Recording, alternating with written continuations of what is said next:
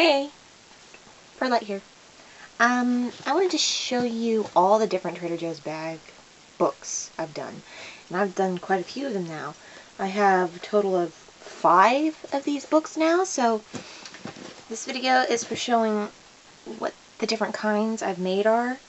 And this Trader Joe's bag book, you might be familiar with it from my blog, is the very first one I ever made out of the bag ends on the bottom. And it's supposed to look like a little grocery bag. And I added little handles and then you just open it up and it has, you know, just little spots for putting paper in. Of course, this isn't filled. So that's one of my first versions. And then my second version was this one, which is also made of bag ends, and I printed out a Trader Joe's symbol after scanning the paper piece on the scanner and printing it out again. And I used some decorative things from a Christmas bag, special Christmas bag with garland stuff from Trader Joe's, and I put it on there because I thought it looked like bacon, so I put those flaps on the other side and I clamped it with a little star. And again, it's kind of like the mini shopping bag one. It has plenty of pages to fill, and that's the back side. And then I did a exposed stitch with the same garland stuff to look like bacon. And then there was a Christmas edition, which this one actually is one of my favorites as a mini. It has, it's made of a sturdy weight cardboard that was from scrapbook paper collections, and I took the garland piece from, I took the picture from a Trader Joe's bag and I drew on garland with a gel pen of some kind, and I used a stamp to decorate this. And then on the inside I put a little tag, also from the Christmas bags. And then on either side I took this special decoration backs on these Christmas bags that tell you how to use the garland and stuff. And you have 2 sides, so I folded them into signatures and I made these pages, which are really cool. So that's the center. And then the back is just plain, it has the rest of the stamping on it. So that's one of my favorite ones, and it's a special Christmas edition. And then I put some garland on the side here and covered up the stitching. That's why I put it here on the spine. So those are my minis.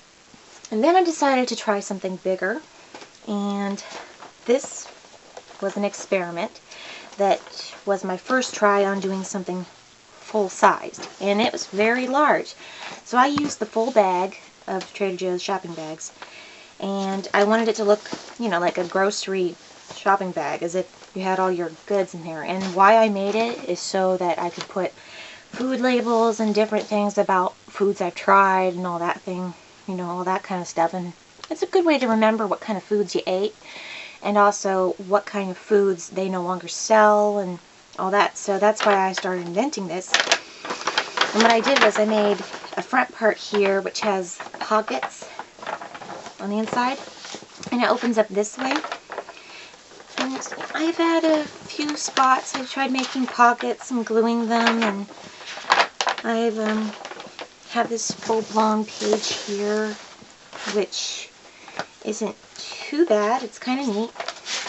And I hold some of the flyers from Trader Joe's in there, and I really haven't used this much because it was an experiment. And the problem is, what I found out after making this is that I didn't like it as much because the pockets, the way they were glued and the way this was set up, is unstable and doesn't take well to weight because of the floppiness of it and going this direction.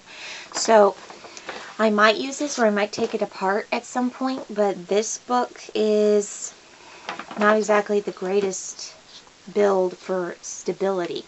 So that's when we need to get into this new book that I made. And this is my newest Trader Joe's album, which is my official Trader Joe's food label album. It's not just for Trader Joe's food, but mostly. So this is the front, and I used cardboard to make my cover, and that's the back side.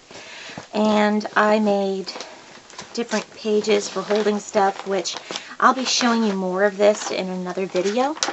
And I'll also show you how to make my pages for this book, and it's held together with rings, so you'll find that this book is much more stable than the original of this book. So there's a very big difference between this one and this one, and I absolutely love this one, so I'm going to show you how I make this one in a later video.